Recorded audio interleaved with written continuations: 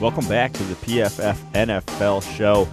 Draft edition. We are going to hit the draft's most overrated players today. We've been going through here, getting ready for the draft guide, writing profiles on all these players, and we've touched on pretty much every guy getting first, second round hype. And we got a lot of issues with these guys, and you guys are going to hear about them. So, Steve, break us off with one of your guys that you've watched so far that you think is one of the draft's most overrated players. Does it make sense to just start with quarterback? Oh, yes. Okay, let's just start with quarterback. Right in. I'm trying to figure out how to not completely hate Josh Allen. I don't hate Josh Allen at all, right? But everything's got to be so black and white when it comes to the draft. Completely hate him. So I started the hype machine. I started this whole thing. I started the hype machine. Is this on Josh Paxton Allen. Lynch 2.0? It is Paxton Lynch 2.0. I loved Paxton for so long, but can you like a guy as a second or third round pick? No. I mean, that's all I Not want. a quarterback. That's all I want. So I'd say the fact that Josh Allen is getting first round hype, or number one overall hype over Baker Mayfield especially, Sam Darnold, Josh Rosen, even a guy like Mason Rudolph, who the more we watch, maybe we like him a little bit more than I know we like him more than most others as well.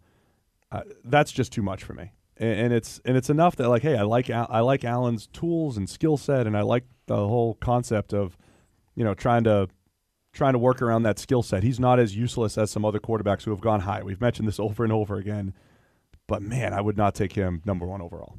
I think we've talked about it before, but I think it bears repeating that the game has changed from 10 years ago. What succeeds at quarterback has changed from what succeeded at quarterback 10, 15 years ago. Arm strength, fitting the ball into a tight zone down the field is not nearly as important anymore as being able to go through reads and accurately hit a guy, in the 5 to 10 yard range. That's more important, I believe, playing the quarterback position nowadays than the having that cannon arm, which did at one point when teams were all doing spot drop zone, did affect, did have some sort of value. I don't think it does anymore.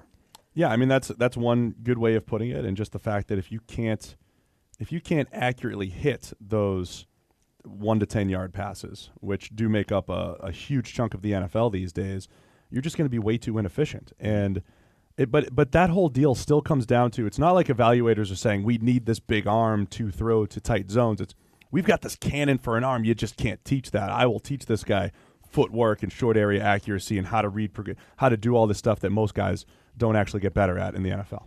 I think we've seen him do some of the progression stuff. It's really just the accuracy and the fact that he's never going to be a particularly accurate quarterback. That being said, I think the same thing to a much lesser degree is true of Carson Wentz, who's never going to be among the league's most accurate quarterbacks. The same thing is definitely true of Cam Newton, who is never going to be among the league's even vaguely accurate quarterbacks. The problem is, if you got a guy like that, Cam Newton in particular, you need to be running the right kind of offense that takes advantage of what he does well, as opposed to tries to make up for the stuff that he doesn't do well. We've talked about this plenty before. The league, as Mike has been saying, is just running out of those types of offenses. The number of offenses that can best make use of a guy like Josh Allen is a lot fewer than it used to be. And with Bruce Arians going out of the league as well, it just got one team fewer in this offseason. Right. So the number of teams that make sense for a guy like Josh Allen to be taken and to have an offense crafted around him just seems to be dwindling. Is it Josh Allen and Cam Newton just fighting over Norv Turner as offensive coordinator now? Which guy can go into Norv's offense and just heave the ball downfield? Like, the arm strength thing is interesting because it's not just about fitting the ball in the tight windows and heaving it deep downfield. Having that level of arm strength buys you time as a quarterback, because it means you can see and get rid of the ball later and still hit the same window than another quarterback who has to get it in the air earlier because it takes longer to get there. So I think you can make up for a lot of the inaccuracy with how Josh Allen plays, but you have to be prepared to have an offense that does that. And there just aren't that many of those in the NFL. For me, it's more than accuracy. It's accuracy. It's short area, just touch. I mean, throwing a shallow cross that's not 100 miles an hour. That's a Ryan Mallett issue. Ryan Mallett used to throw the ball like downhill from a 6'7" angle on his shallow crosses. That's just not creating catch and run opportunities. And my issue with Allen, it's kind of like with offensive tackles a few years ago. Greg Robinson. If you watch Greg Robinson's best plays in college, they were like him out in space on screens. and it was like, look at this great athlete, look at this highlight play.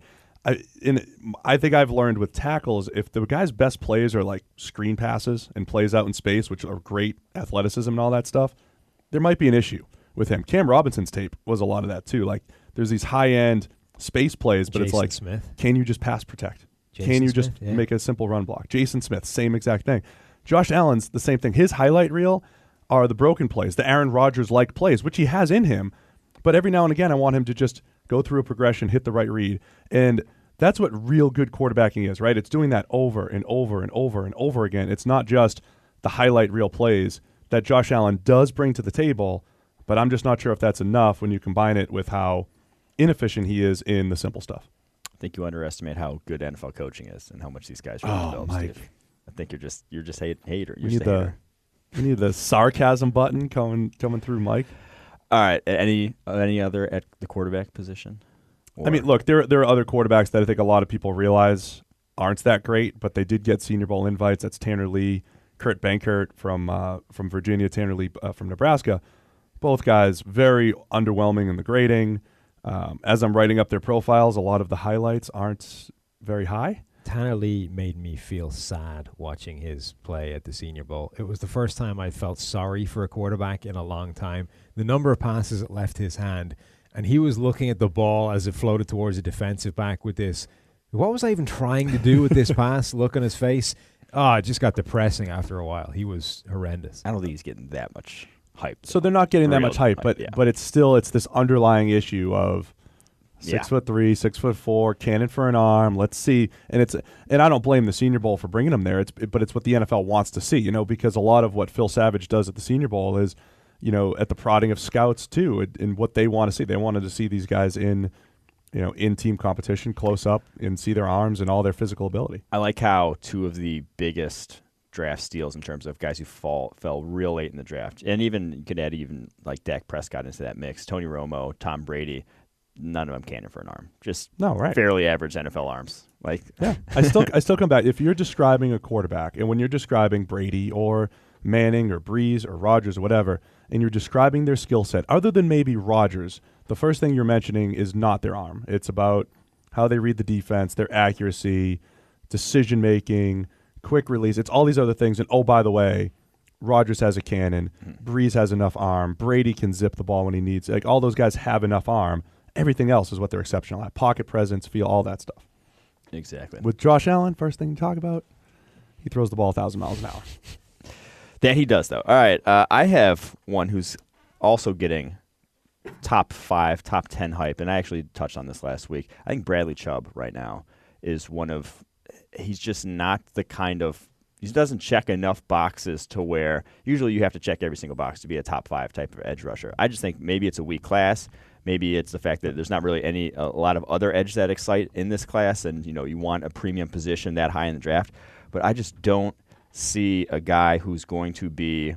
I don't see a Von Miller. I don't see a Khalil Mack. I don't see a game-changing pass rusher. I see a solid player. If he was getting, if you pick him in at 25, great. I'd be happy to have him at 25. I think he's can step in right away, be solid against the run, push the pocket well enough, but I don't see a guy who translates to being a high sack guy at the next level. He just doesn't have that closing ability. He doesn't have that quite enough speed off the edge. And I'll change my tune if he comes close to a 7-second 3-cone at the combine, but I just don't think he can change directions well. And now I was wrong about Jordan Willis. I didn't think he could change extremely well. He did sub-7 at the combine. He broke everybody's mind. It was more he just moved so awkwardly when he was happened cornering against tackles that it was weird. Chubb actually falls over when he does get the edge at times. Will be slow getting all the way around the edge. So I'll reconsider, but I just don't. I think there are better players in the top 5, 10 of this draft, I'll say. I think there is something to it just being the class. I mean, coming into the season, the two big names that I think were getting the top 10 hype were Harold Landry and Arden Key. Harold Landry, of course, tanked it. Right, he had a subpar season, gets injured. Arden Key has the off-field issues and wasn't used that well as a pass rusher, dropped into coverage a whole lot, and then obviously didn't perform to the same level. So I think it was more just process of elimination. And Chubb, just like every year, there's got to be a pass rusher. Like you just mock one in the top 5, it seems like, But look, I've compared him to Solomon Thomas a little bit, where I had my doubts about Solomon Thomas last year at this time. I didn't hate having him in the top 10. I thought maybe top 3 or 4 was a little high, unless, to Sam's point, Sam's like, hey, he's a Michael Bennett type of guy. If you use him outside to inside as the downs go on, maybe there's some value there. Chubb, I like the comparison we brought up last week, which is Shaq Lawson, who's still this really good run-first player, could be a very valuable run stopper who will be a solid pass rusher, and that's a little scary if that's the guy you're getting in the top 10. Mm-hmm. I guess it's not scary because it's like that's why I hate calling him over. It's like if everyone's calling him a second rounder, I'd be like, this guy. Right. Like, how are you not seeing this? But at the same time, it's like it's like you're Paxton Lynch, man. You're just fine. You're just fine with a guy like Bradley Chubb. Part of it is a supply and demand deal as well, though. If it's a weak edge rushing group and you're one of the best of that group, if you're a team that needs edge rushers, you're stuck taking them higher than you would ordinarily if the class was loaded and you had Don't these draft guys. needs. Nope. You're not stuck. Players. Just draft the best players, my friends. Always draft the best players. It'll all work out over time. All right, Sam, give us one of your top overrated guys. Yeah, there's nobody out there that I think is massively overrated or that I really hate. There's a few guys I think. Sam. You hate everyone, Sam. Let's be serious. There's a few guys that I think are getting too much love given what I've seen. Isaiah Oliver, Colorado cornerback. People are talking about him in the first round, which I just don't really understand. You were talking about him in the first round. I can explain. Go on. I don't think people saw that Steve was raising his hand. People didn't. People did not see me raising my hand. He was really good last year when Colorado had Chidobe Awuzie and Ahkello Witherspoon. Oliver was just right up there with those guys, playing fewer snaps, but he was unbelievable. I was anticipating, and I put him in my way back, really early 2018 mock. I was anticipating a bigger breakout season from him based off the small sample size that we saw. But I think he's got size. I question his movement skills laterally just a little bit. I think he's got enough straight line speed, though, to play the deep ball. Am I describing Trey Waynes with a little bit? Maybe am I describing Trey Waynes? A little bit. So maybe that's iffy in the first round, but I'm borderline with him, late first, early second. He does compare, I think, relatively closely as well to Awuzie and Witherspoon, both of whom got drafted last year. Both of whom were big, tall, rangy corners. Neither of whom went in the first round, second and third round guys. I don't know that Oliver's any better than those guys, even if they both played pretty well as a rookie. Maybe, I guess the argument would be the NFL is learning its lesson from not drafting either of those guys in the first round. But it seems strange to me that you take those two guys, draft them in the second and the third, the next guy comes along a year later who's basically the same player, and you go, right, he's a first-round pick. He's definitely got the size, the length that the corner or teams are looking for in corners, and has speed and is difficult to get the ball passed on deep balls, but he does have that issue with change of direction. I think he's one of these guys who, the issue with taking really big, long corners in years past used to be that you couldn't take those guys because they just couldn't live with shiftier players underneath. Right. And as soon as you had to change direction, those guys basically couldn't handle their own limbs. They're too big. They just can't get hold of their own body and keep it under wraps. That's what Oliver has. Once he gets moving in one direction, it's very difficult for him to break down and quickly change direction to mirror a receiver who's smaller and has better control over his own body. And you see that a lot with him. Once he's going and sprinting to keep up with a guy, he's out of control at that point. That's where Ahkello Witherspoon, the fact that he went in the third, that's why it was a steal, because you look at his shuttle time and everything at about 6'3", it was comparable to Kevin King, who was 6'3", and didn't have nearly as good a tape as Witherspoon. So we were really high on Witherspoon. I am curious to see what Oliver's number is there, because I'm with you on tape. It doesn't look great, whereas Witherspoon, it's like, all right, his movement skills on tape, and then at the combine they matched up pretty well. How crazy is it though that maybe the top 3 cornerbacks in this class were all third corners a season ago? Oh yeah, they were all Denzel Ward, Joshua Jackson, Isaiah Oliver. Jackson hardly played any snaps. Ward was slot only in that loaded Ohio State secondary. There's a lot of one-season wonders in this cornerback class entirely. Not just guys who were sitting lower on the depth chart a season ago, but guys that transferred in from other schools, guys that draft them all. Came back from a busted-up program. Marshawn Lattimore, one-year wonder last year. Yeah. Part of that's inevitable if you have a pipeline of quality products at a specific position. There's only so many years for a guy to step in if the guys in front of him were good as well. That means Ohio State had Eli Apple, Garyon Conley, Marshawn Lattimore, Denzel Ward. Ward's another potential first-round pick. Just unbelievable job that they're doing, churning out DBs. All right, Steve, give us another overrated prospect. All right, so I've been watching receivers as well, and I struggled with this because I struggle keeping up with what the hype is. I do too. Yeah. Right now. But somebody's alerting me that Christian Kirk is getting first-round buzz. He's been in first-round mocks. He's a name in the first round. And here's what that feels like. That feels like people just don't have enough information right now. And they're like, here's this explosive former 5-star talent. He came in as a true freshman. He was one of the best true freshman receivers in the country 2 years ago. Never really improved his production since then. And he's not like a dominant slot receiver. I mean, I feel like we've been on here, as much as we talk about positional value, I feel like we're to the point like with Sterling Shepard a couple years ago. We're like, look, if he was just a slot receiver at the next level, he's good enough. I would take him in the first round because he's that good. I'm not ready to put Christian Kirk close to that. I don't even know if he's the best slot in the entire draft class. So give it to him. I'm not putting him in the first round at all. And he's not an outside receiver at all. I mean, he didn't even play outside in college. So I'm not seeing any sort of first round hype for Christian Kirk, even if he could be a really good punt returner. I don't even think slot only is first round worthy. You have to be. There's so few offenses that even utilize it. I mean, I guess it's team specific, but if you're only a slot and really can't translate to the outside or aren't going to play the outside, I'd struggle. I think it depends on what you like. If you knew you were getting like Randall Cobb at his peak, I mean, Larry Fitzgerald's slot only right now. If you knew you were getting a certain level of production, and that's why I didn't mind the Sterling Shepard one, also because I thought Sterling could win on the outside as well. I did too. And that helped once you have that versatility. So if you know that you can get a certain level of slot production, I'm okay with it. I hear you.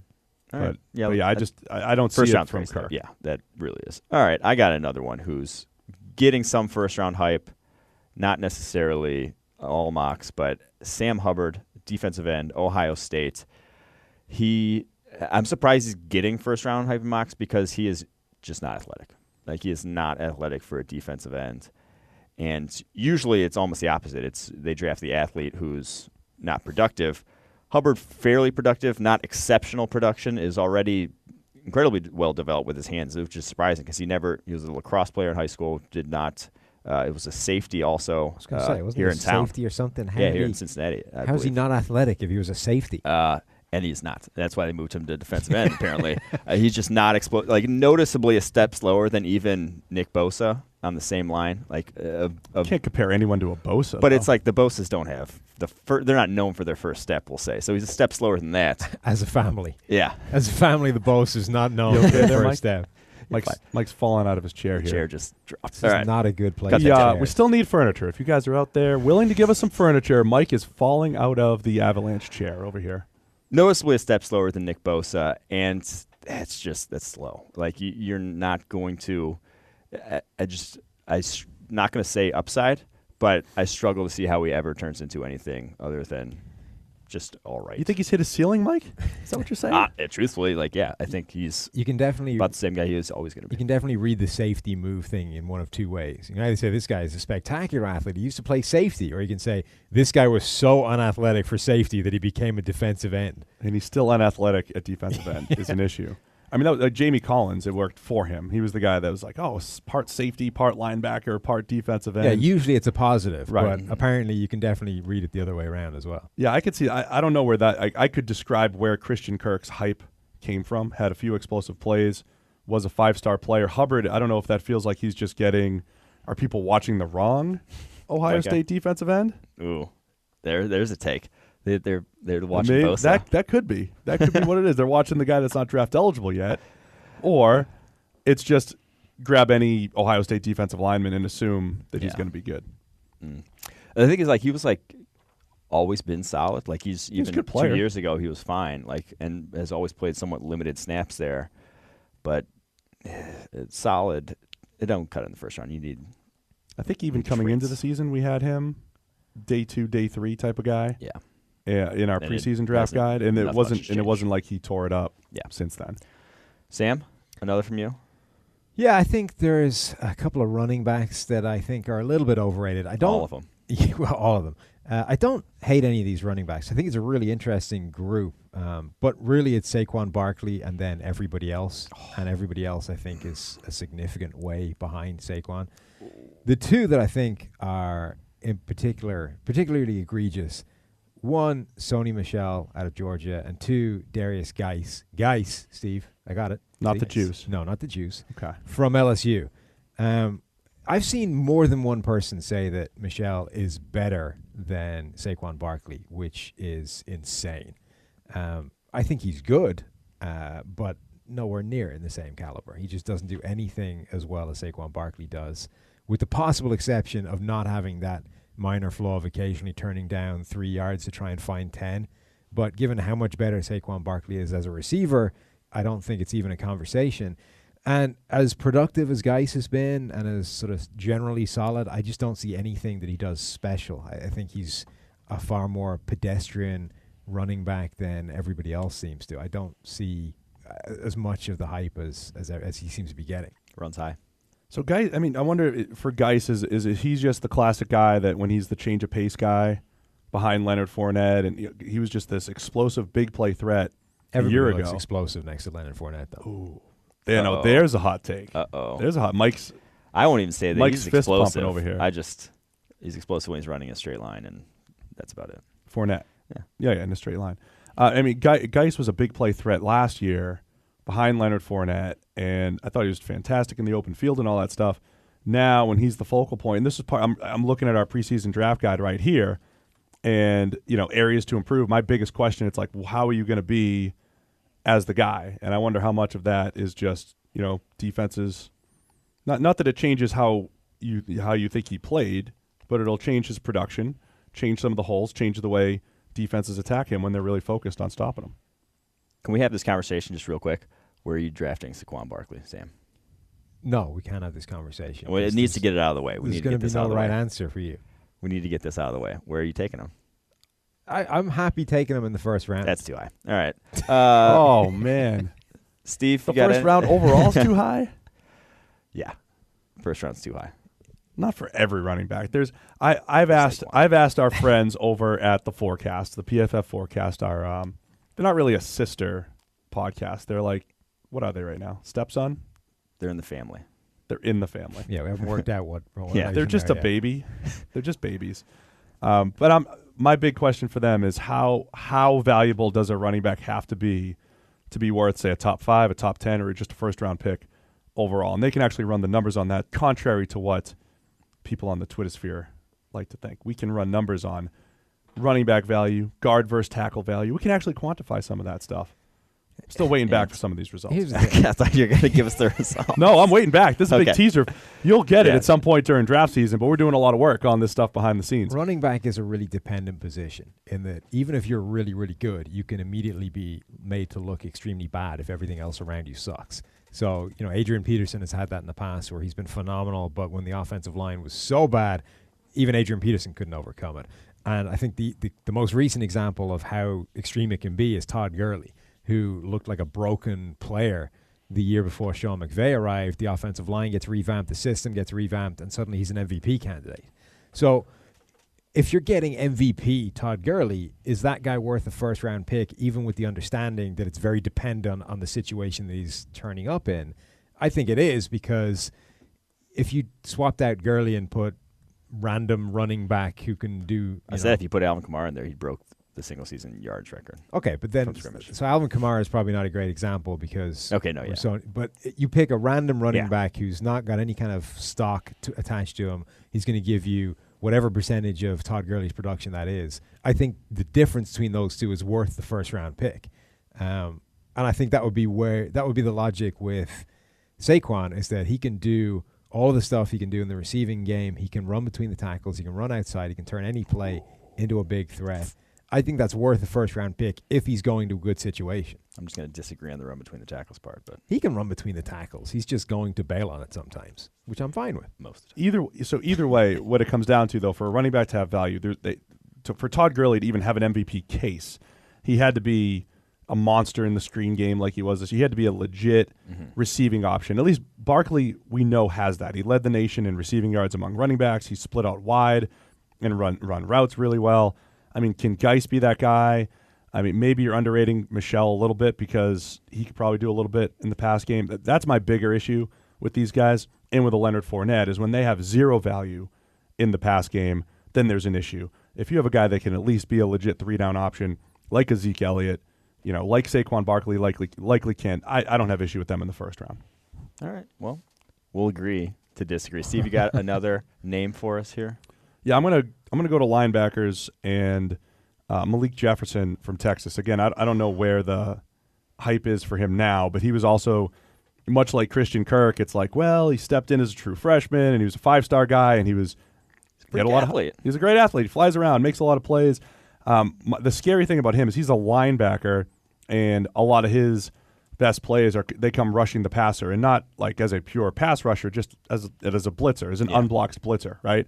And I see even big name draft analysts really mistake unblocked straight line runs at the quarterback for sacks as like, man, I might make this guy a pass rusher at the next level. And that just boggles my mind, especially when you look at the history. I mean, there's literally been zero guys that go from linebacker to edge rusher. You don't just learn how to rush the passer at the next level. Yeah. Except maybe a guy like Ahmad Brooks may have done it, but he was a super athlete coming out of Virginia. I mean, that's about it. Akeem Ayers, but he at least did it in college. So I got these couple of guys off the top of my head. So Malik Jefferson has to play linebacker at the next level.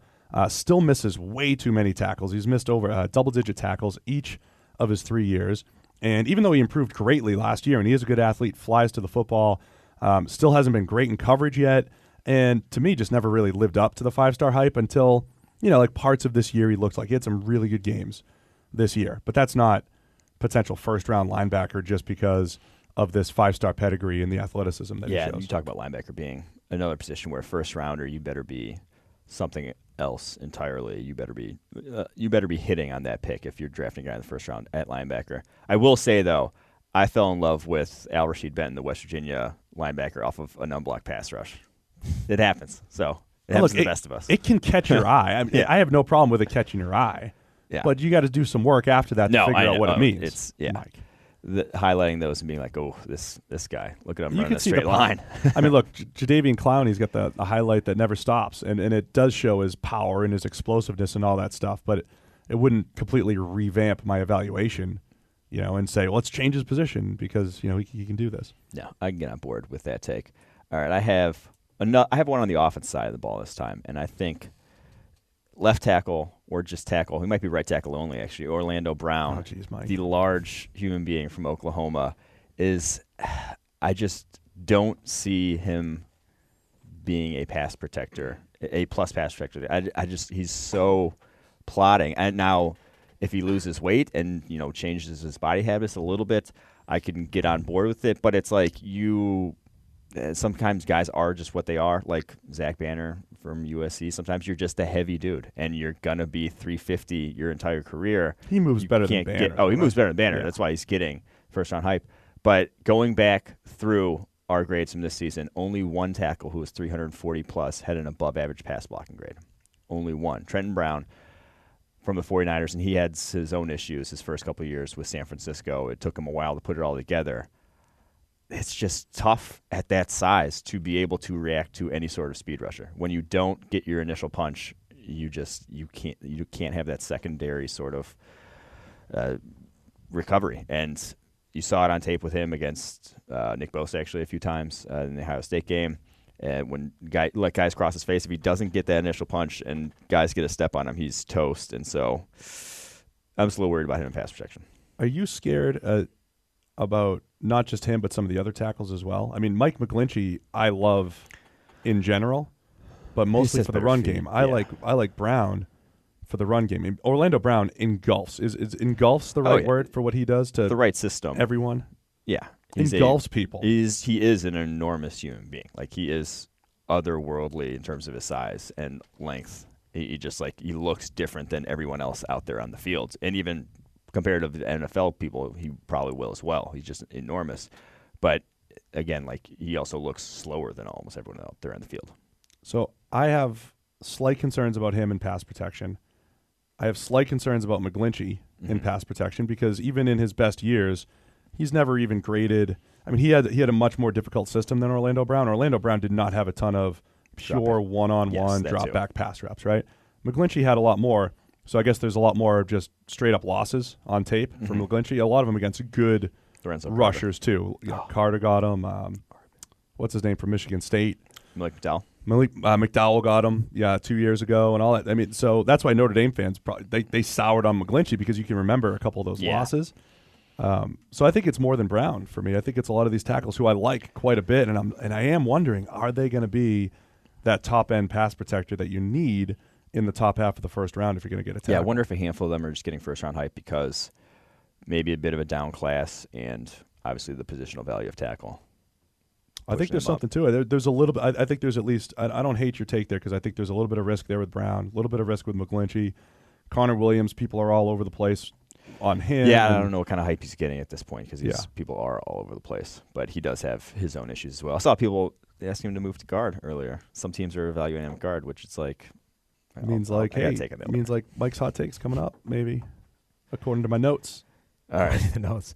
Sam, one last guy. I think he's getting way too much hype, and I didn't even realize he was getting this much hype until I saw it today. Harrison Phillips, defensive tackle from Stanford. I have a long and glorious history of defensive linemen from Stanford. I was a big fan of David Parry and Henry Anderson that first year we were doing college. Big fan of Solomon Thomas. Harrison Phillips seemed like the next Stanford defensive lineman that was ridiculously productive coming from nowhere for them. The idea that he's getting first/second round hype is nuts. So when we did David Parry way back in the day, I liked him in a kind of, this guy's really small and not really an NFL type of body. Let's take him in as an undrafted rookie, see if he can play at the NFL level. Now, he ended up getting drafted, I think, in the 5th round, right? Which I thought was crazy. You had the softest spot for him. Yeah. And you were like, maybe an undrafted. Exactly. I'm bringing him into camp. I loved him more than anybody else. And when he was drafted in the 5th round, I was like, ooh, that's a bit rich. Turned out he couldn't really play in the NFL. Harrison Phillips is basically a slightly bigger, stronger David Parry, which means maybe you take him in the 5th round this time. The idea that you take this guy in the 1st or the 2nd, I don't see where you play him in the NFL. He's like a 295-pound nose tackle who can't really rush the passer with anything beyond just being stronger than the guy in front of him, which is not going to happen that often if you're a 295-pound nose tackle. So you can't play him at 3-tech. You probably can't play him on the nose because he's so small. I don't understand how this guy gets first-round hype at all. Stanford defensive lineman, too, not the greatest track record in recent years. Yeah, they don't, but there's some mitigating factors to that. Yeah. You've got Henry Anderson, who blew his knee out after looking really good for half a rookie season, and then you've got Solomon Thomas, who's basically been played out of position for his first year. So the only one that's really gone in and failed has been David Parry, who the question was, is he physically large enough to handle it at the NFL level? And the answer was no. Yeah, we should have known once Ryan Grigson drafted him. So, ouch, Mike, we're that supposed was cold. to be. That was just. We're supposed to be like, buttering up the guys that are between jobs in the NFL so we can expand our reach, not hammering them once they're down. You didn't get the memo on this? That was unfair. Didn't have proper data at the time. There you go. Harrison Phillips also didn't have an above-average pass rushing grade until this season. Yeah. Worrisome. Yeah, Worrisome. It is. All right. That's the overrated for this class. A lot of good names there that we just trashed on. Love it. That's always this is always my favorite thing to do. So this podcast there'll be more. There'll be more, and we'll go deeper and find more people. We'll give you more names. So this is overrated 1.0. We'll give you maybe an overrated 2.0. I sit across from Sam in the office. I have been shocked at how positive he's been while watching guys. He's just watching tape, being positive all the time. He usually hates everybody. Hates college guys in general. Which means we're due a lot of them. Ooh, that actually. Let's get into the segments and let me do my hot take, because actually I got 2 hot takes now. That brings up one that I was actually I thought about it before I was going to sleep. It came to me like 3 days ago, and then I forgot about it until now. It was going to be my hot take for this podcast, and I forgot about it until right now. Again, my first one though is that you touched on earlier, the offensive line one. Teams are scared. There's an offensive tackle problem in the NFL because teams are scared to try maybe undersized this, maybe the tackles that don't tick the size and length box, because it is more obvious when offensive linemen fail at tackle. Sacks are more obvious; their names get called out more, and you look like a laughing stock because you went against the public now. Went against the held wisdom that is, tackles have to be 6'5" with 34-inch arms. I mean, is it that, or do they not really understand positional value of the tackle? I mean, the NFL knows that it's a more valuable position. That's why you see a lot of bad tackles drafted high. But when it comes down to being creative and creative in making a tackle, the Forrest Lamp issue, they just can't do it. Like, no, he's a good guard. Has to be a guard. Yeah, it's like they're not connecting the dots. It's like, we know that this is a valuable position, therefore we'll take shots on guys that we know can't really play tackle. Yes. It's insane. That's one way of trying to fix it. The other way would be this long-armed, trudging dude who can't block anybody over. Maybe Forrest Lamp could do it. Because he has the tools that we look for when we look for really good offensive tackles. Right. Or we could take the guy that's shown he's a really good tackle in college and see if he can do that in the NFL level. For some reason, they're really willing to try one of those things and not at all willing to try the other one of those things. I don't think it's that they are reluctant to give it the shot because if it fails, they look dumb. I just think for whatever reason, they're reluctant to try that methodology of fixing the problem. They're scared, per Mike Renner. It really is, though, illogical. Well, some of our astute listeners have asked us and said, well, where do you try this, right? Do you give it a few weeks in training camp? Do you give it a few preseason games? How far into the season do you bring it? Like, say Forrest Lamp is a starting left tackle for the Chargers next year. Mm-hmm. Do you have to go 8 games in the season where you're like, man, we were right. This guy's a guard only. We're screwed, and you have 8 games of pretty bad tackle play. Of course, what's the alternative there? Yeah. But there is a question of how far do you go and where do you try it. But my point, I'm with you as far as just try it. We've talked about this over and over again. Find tackles wherever you can. All right. Second hot take. Not really a hot take. This one's more just, I need a new segment for myself. That's something like, this is shocking, Mike. Mike needs Mike's reminder of the week. Maybe save that for Mike's podcast. My reminder of the week is these guys suck at football. Like these guys are not quality NFL players yet. Like there are so few. There are so few people in the draft. If you go through and look at hit rates, so few end up becoming good NFL players. So when you're evaluating a player, chances are he's not good.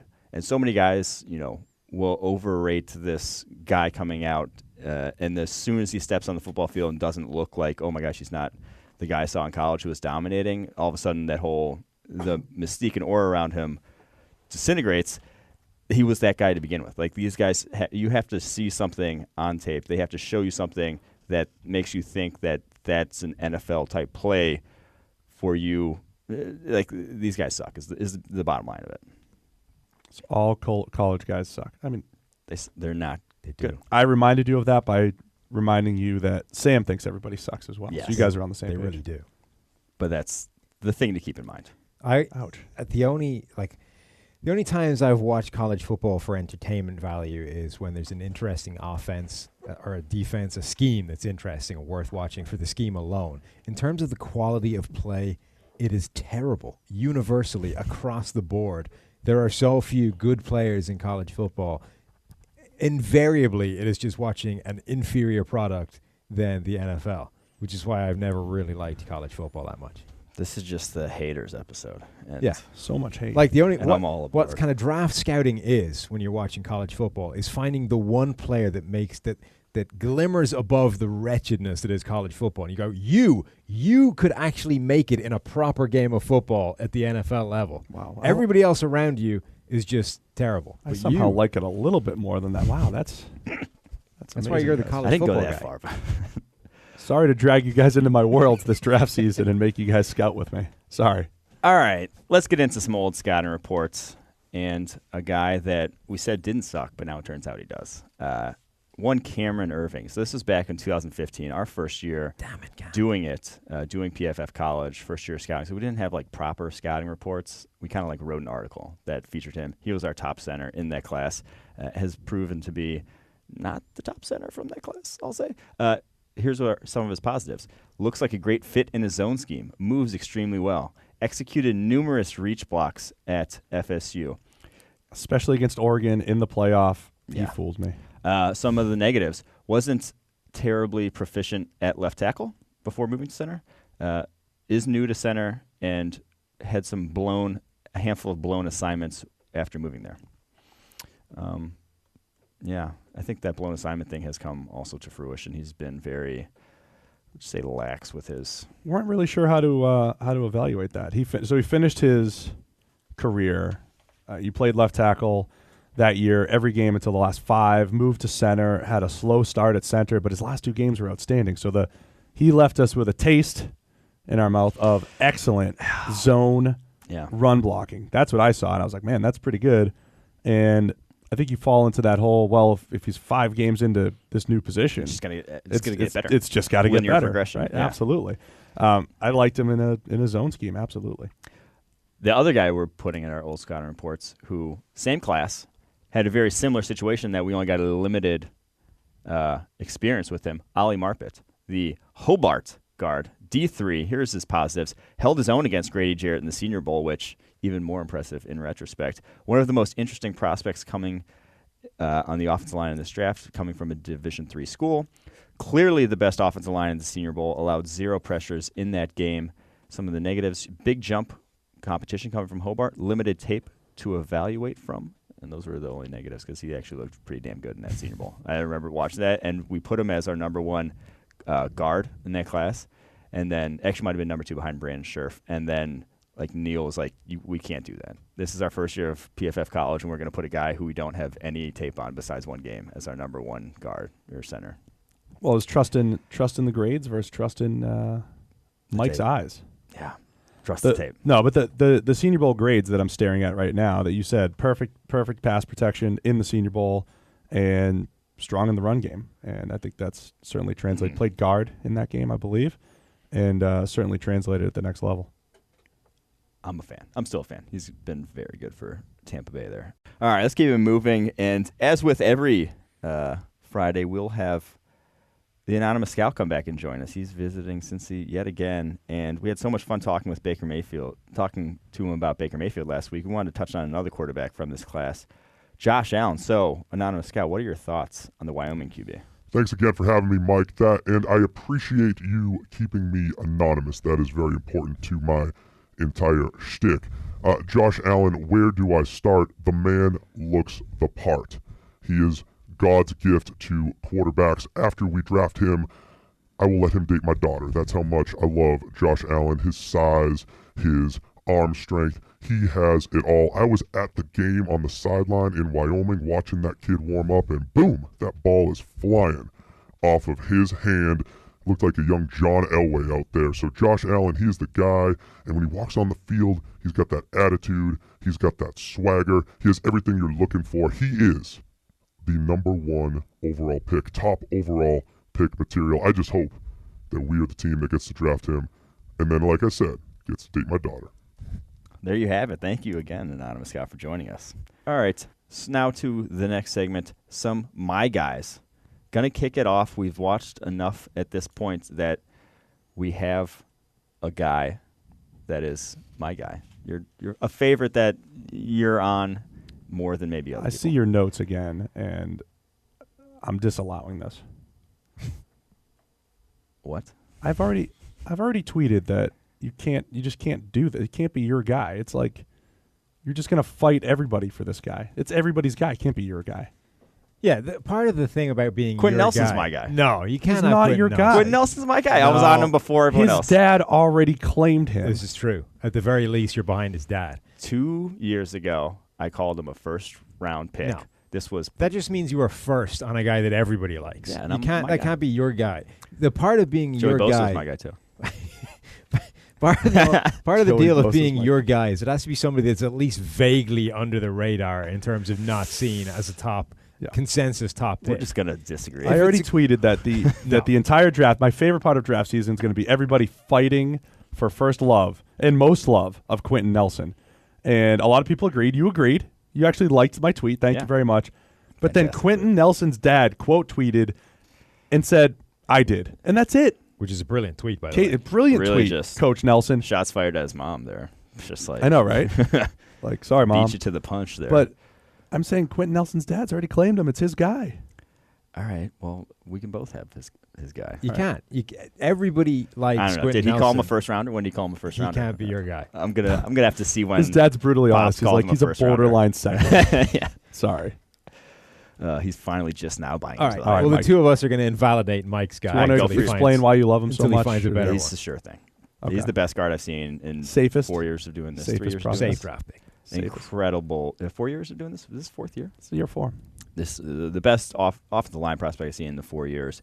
He finishes better than anyone else I've all that seen ever. matters. Like literally is athletically, Are you trolling us now? strength wise, tape wise. There's like it's difficult writing up his profile to come up with negatives. I'm like, he got beat once or twice. It's like sometimes he got beat, but it doesn't happen much, and did not.